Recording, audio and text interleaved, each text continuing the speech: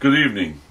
Hubert Humphrey once said, "The moral test of government is how it treats those who are in the dawn of life, the children, those who are in the twilight of life, the elderly, and those in the shadow of life, the sick, the needy, and the disabled."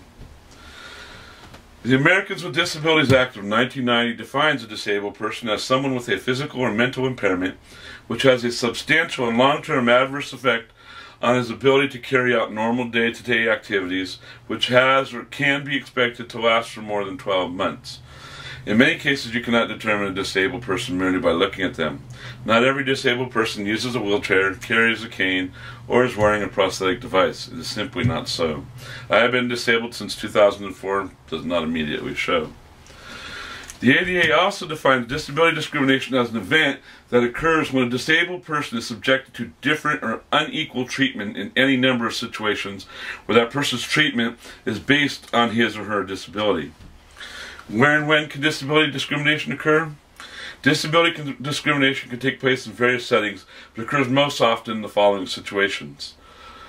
In employment, including failure to hire claims in which a disabled job applicant is otherwise qualified for the position but is not hired due to his or her disability, in cases involving an employer's failure to make reasonable accommodations for an employee's disability.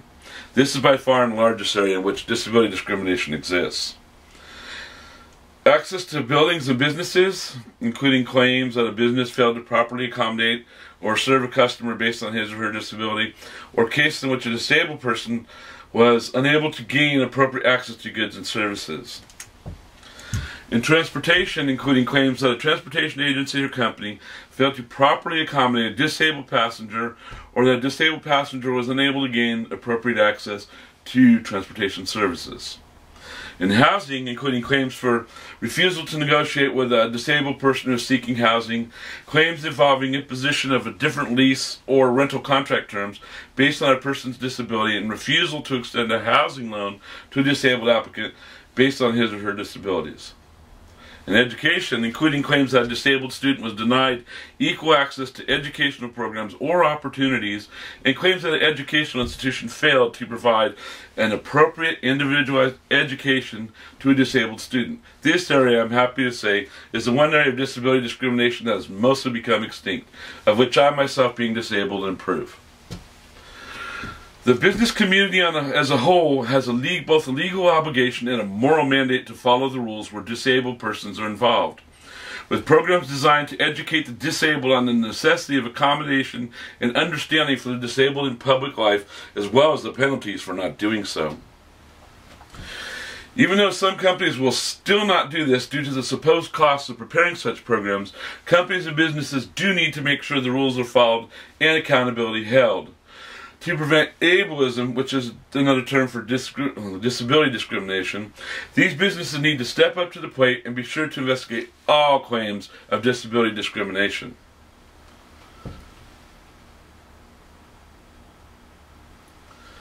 Many companies are afraid to implement programs of education and awareness due to the supposed cost, although it's not truly expensive to do so. As you see in the chart, there were over 21,000 cases of disability discrimination in 2009, a slight drop from the 24,000 in 2008. This is still too many cases. Education is the recourse. Teaching non-disabled is the best way to continue to reduce these numbers, but it will not happen unless businesses become more involved.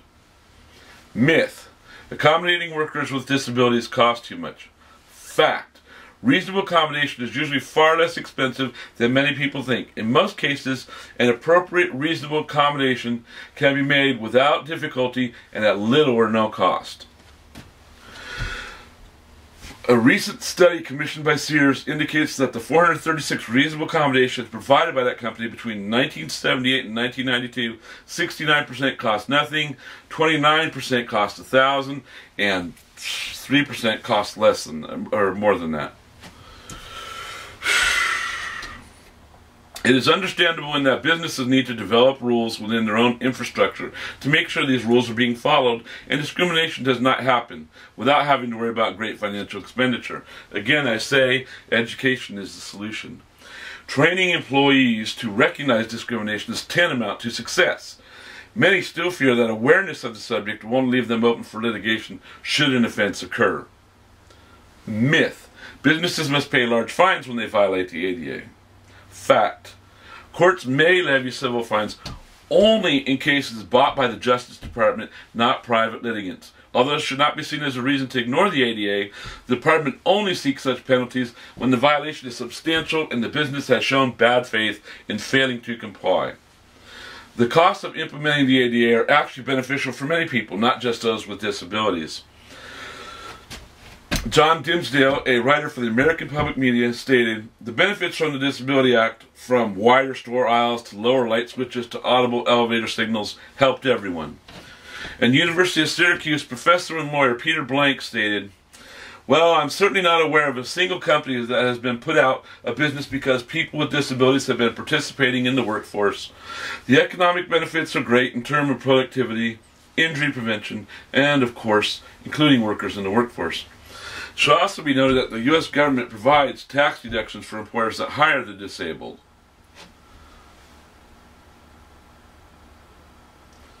Responsible companies can also help reduce the number of disability discrimination claims by stepping up to the plate and investigating all claims to them of this serious crime. As I stated, there are penalties and possible lawsuits depending upon the size of the claim for those businesses that simply refuse to protect themselves by making sure proper policies are implemented and enforced. Civil penalties up to $50,000 for the first violation and $100,000 for subsequent violations, court injunctions requiring accessibility and monetary damages to the victims of discrimination are possible. Another aspect of the ADA is educational requirements that employers post publicly where all can see them a copy of the ADA and its rules. This way every employee can be made aware of the current updates to the Act. I hope I brought to your attention and defined the problem of continuing discrimination against those with disabilities, and that we become more aware of the situation in order to reduce the number of disabled who are victims of these crimes. I have also hopefully informed you of the fact that meeting ADA policies are not as expensive as widely believed. And I have explained some of the ways businesses can protect themselves by meeting the requirements of the ADA and what can happen if they don't. Martina Navratilova once said, "Disability is a matter of perception. If you can do one thing, just one thing well, you're needed by someone." Thank you.